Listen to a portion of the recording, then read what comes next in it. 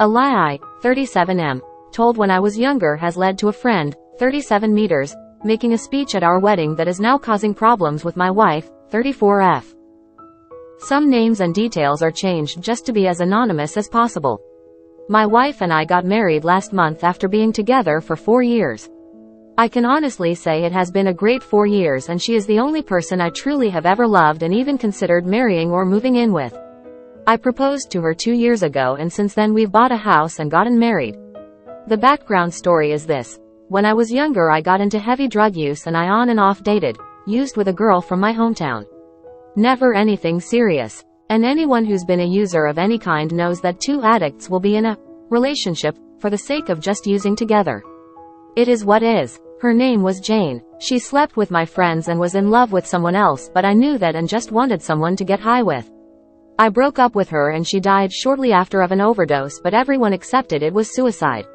I used for many years after that and got clean eventually, then met my wife a little later.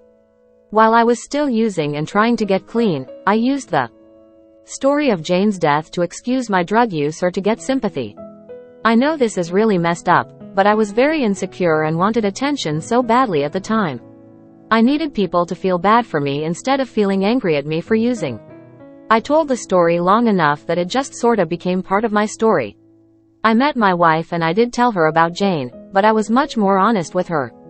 I told her like I wrote it here. We didn't talk about it much after that, but it did cause some conversations to be had.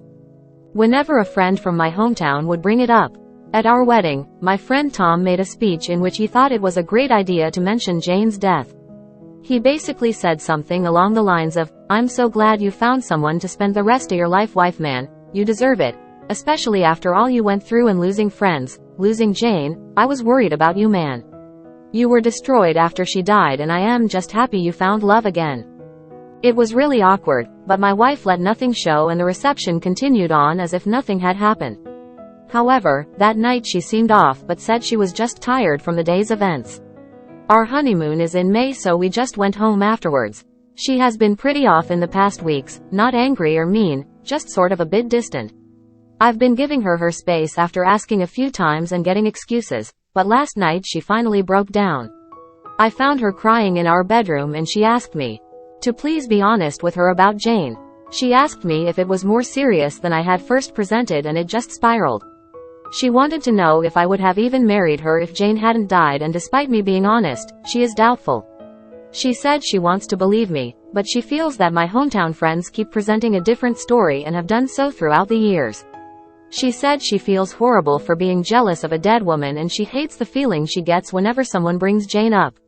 She is also really angry at the friend who gave the speech, which I agree with, as it was in poor taste to bring up an ex during our wedding. She basically told me she feels like the ghost of Jane has hung over our relationship, no matter how hard she has tried to focus on the present and future. I feel awful that this stupid lie from my past is ruining my present with this wonderful person. It's so entrenched in everything that I can't see how to disentangle myself from it. I messaged my friend who made the speech and told him I was not happy he thought it was a good time to bring Jane up.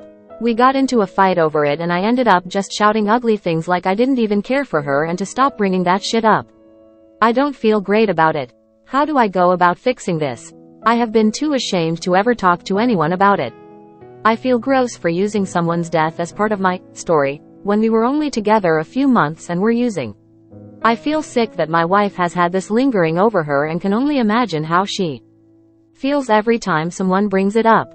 Please help me to sort this out. Do I just message every one of my hometown friends? Do I just slowly cut them out and start anew? And how can I help reassure my wife? I know and accept this is all squarely on me. Just really need help with the mess I've made from a stupid lie.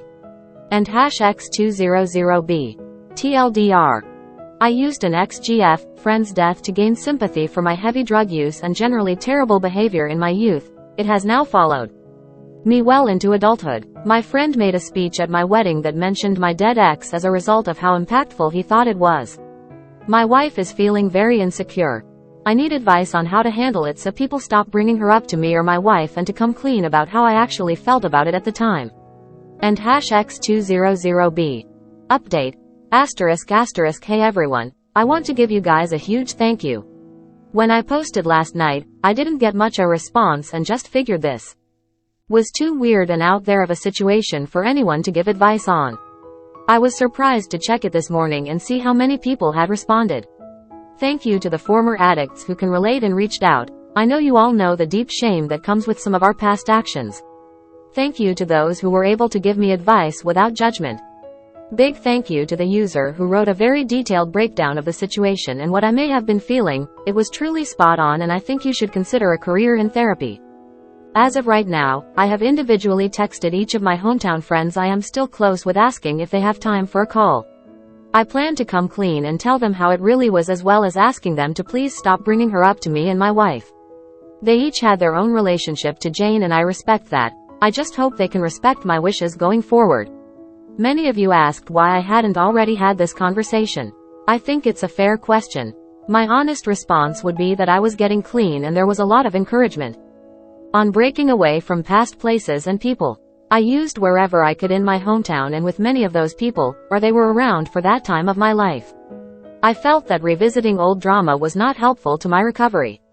As years went by, it became harder to find the will to open that can of worms all over again. I was fine letting the lie go on because I knew the truth, but now that it is affecting my wife, I feel that I cannot just sit idle anymore. Why do people keep bringing this up? It's really, people don't harp on other people's losses like that, especially if they believed it was serious. Your friend who gave the speech is a complete. I feel so bad for your wife for that one. At her wedding. Right, who says that at a wedding? The way the friend said it, it absolutely sounds like OP's wife is some kind of consolation prize for losing Jane. If he absolutely had to allude to the past, he could just say, "You deserve happiness after what you've been through." But there's no reason to bring up that kind of stuff in a wedding. Only one way to fix it. Tell your friends the truth. They'll get it. Lying is part of being an addict. But if you've truly moved on from the addiction, you need to hold yourself accountable for the lies you told during and after. Oh, I'm about to get downvoted for this.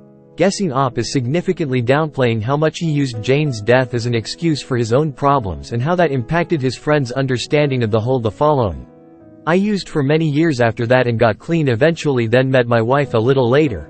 And while I was still using and trying to get clean, I used the story of Jane's death to excuse my drug use or to get sympathy. And needed people to feel bad for me instead of feeling angry at me for using. I told the story long enough that it just sort of became part of my when people are first using. Others in their lives don't spot it. It only becomes apparent after a little bit of time. It's very possible his friends understood the situation as more like the love of his life killed herself. He became majorly addicted to drugs as a result of her death, tried to get sober, and then only achieved full sobriety once meeting his wife. Since, in some ways, that's what Op actively portrayed this as, while he was other words, Jane's death has been in the foreground of almost every conversation for quite a while, perhaps even over a decade given the ages. Depending on the timeline here, it is very possible that the people in his social circle understand Jane not as someone he used to get high with, and instead as someone he loved deeply whose death led him down a spiral of addiction and pain, and understand his wife not as someone he met after achieving sobriety, but instead someone whose love gave him a renewed reason to live and motivation to stay sober after losing. Other words, Op made Jane's death very impactful by using it as an excuse for his use. Enough that those who knew him then fully believed he would not have recovered from that loss if he had not met someone who taught him to love again. He made her sound important enough in his life that they probably thought they were honoring her and her place in his. Not uncommon for a late spouse or loved one to get brought up in such a speech when that person played a significant part in defining someone's character and the trajectory of their life. Furthermore, since they all knew Jane and Op brought up Jane for years whenever he got the chance, they are likely a bit trauma bonded over Jane's death and Op's subsequent addiction. Op pretended to be destroyed by Jane's death in order to gain sympathy for his own use. Now he's upset that people bought that narrative enough that they believed Jane was a deeply significant person and has been to a ton of weddings where someone is a widow or widower or has lost a significant other. This kind of toast is incredibly common in those circumstances and wouldn't be offensive to someone who understood themselves to be the partner who came after a significant loss in a healthy way. You only have to read accounts of people who went on to marry folks who've lost a husband or wife to know sees Jane as an ex. But to those who knew him then, because of the way Op portrayed it, Jane wasn't an ex, she was a late partner and was treated as such. Even though he'd broken it off, they were regularly, on and off, and many of these people likely thought of them as a pair who would get back together. Op portrayed it as though she was a lot more than just an ex. Many people who lose a partner they truly loved and cared about honor them at some way through things like tattoos, an empty chair at a wedding, a toast in their honor, having their parents present, etc. The mistake here is entirely because Op feels a certain way and portrayed those feelings to his wife, but deliberately misled his friends to see Jane differently and never corrected them. Jane was so important in his life that losing her caused a complete downward spiral he only got out of when he met his current wife. In their minds, his wife is the second love of his life who helped him heal from that first loss, and they likely thought they were honoring her as such. So to them, it's a positive thing to celebrate that he was able to find love again and be able to do so with someone who could be understanding about the toll that first loss took on him. Which means they'd have no reason to think she'd be threatened or insecure by the mention of Jane's name.